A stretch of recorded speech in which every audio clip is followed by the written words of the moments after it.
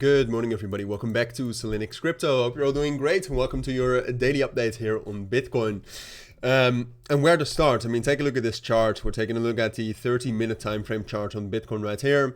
We'll still zoom out. We'll zoom in a little bit more as well. There's some other data that I wanted to look at that's actually not too bad. I mean, there's good and bad news regarding the price action right now, but obviously this is incredibly ugly. Yesterday I did a live stream and we saw the majority of this move live. And I said, well, this actually looks good, right? We have high volume. We're holding like every successive candle actually build upon the last candle very, very well. We broke a relatively significant level right here at 111,000 and we rallied into 114,000.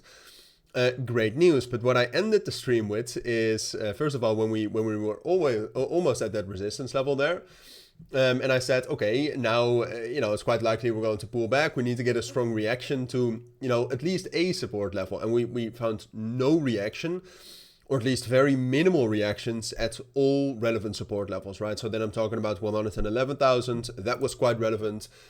We found no reaction there. And then I said, worst case scenario, we drop down into 109,000.2, where we had the 7-day rolling VWAP and also a fair value gap, so an imbalance left to fill.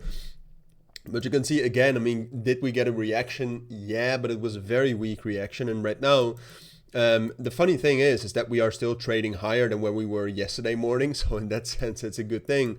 But a move like this is just not a great sign about the markets. And personally, I'm also very neutral again right now in the markets. I think it's not all bad though. I mean, price action like this is definitely not a sign of a strong Bitcoin, right? Let's be clear about that.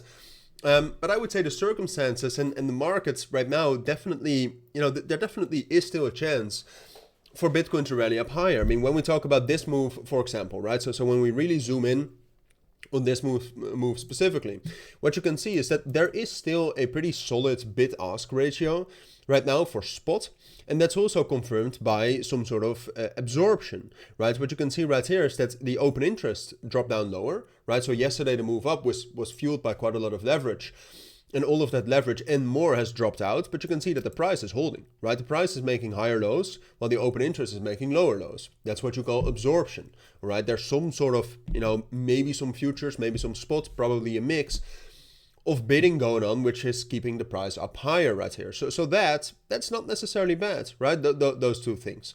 And then on the higher time frames, if you look at the 12-hour time frame, I mean, a move like this, again, it's not a sign of weak markets, but ultimately we are still at a major support level right here at 108 and 107,000. I would stretch this down a little bit towards 107,000 because on the lower time frames, Bitcoin actually still does have some support there, as you can see right here with a weak low and a fair value gap naked point of control.